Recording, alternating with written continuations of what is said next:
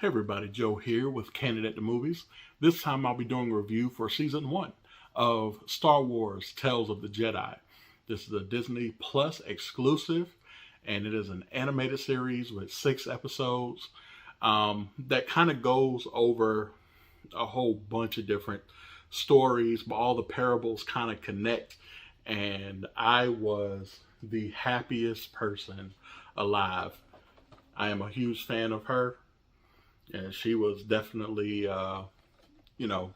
shown a lot in this um, series. And I'm a huge Star Wars fan, and you all know how I get. So, but they had some great voice actors like Terrence C. Carson, Liam Neeson, Theo Rossi. Everybody did a wonderful job on this one. The animation, I mean, Star Wars animation ever since the Clone Wars has been amazing. And Clone Wars was great. Bad Batch was okay, but I enjoyed it as well. Tales of the Jedi, like, it's something about Star Wars and animation. I know sometimes their movies can sometimes be hit or miss, but their animation has not disappointed me yet. And in this case, they definitely did not disappoint me. So for those of you who are fans of Star Wars, this kind of goes into some of the intricacies in the prequel era. So we get to see a lot about Ahsoka and her family, even when she was born, Count Dooku, Qui-Gon Jinn. We got a little bit of Mace Windu in there. We got Yaddle.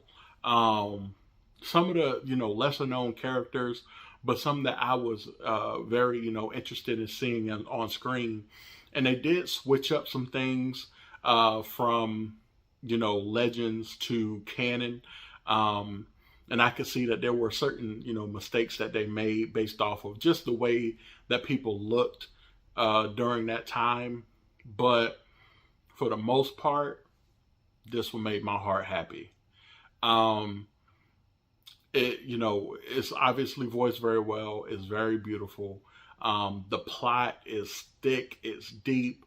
I'll probably go back and watch this over and over and over again because that's how happy it made me.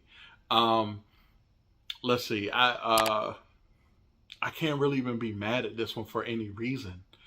Aside from, a little nitpick here or there, but it shows you, like, for example, that Bail Organa had some rebel in him from the very beginning. Because they did delete some scenes from earlier episodes, but it shows you that he had that rebel in him from the beginning. And it shows you a bit of, like, Ahsoka after Order 66 and having to deal with living a different life with a different name and being ratted out and having to deal with a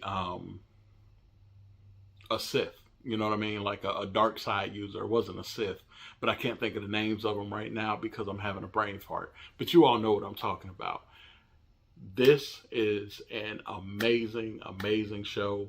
Whether you are a huge fan of Star Wars or not, I think that anybody can just dive in and take a look at this. But for those of you who are Star Wars fans, it will explain a lot. It'll have you understanding Count Dooku more. It'll have you understanding Ahsoka more, understanding what happened to Yaddle, because we don't get a lot of her in episode 1, that movie. And man, it's even though they made some changes from what I'm used to, I'm not even mad at it. I truly enjoyed it. And give me more, please.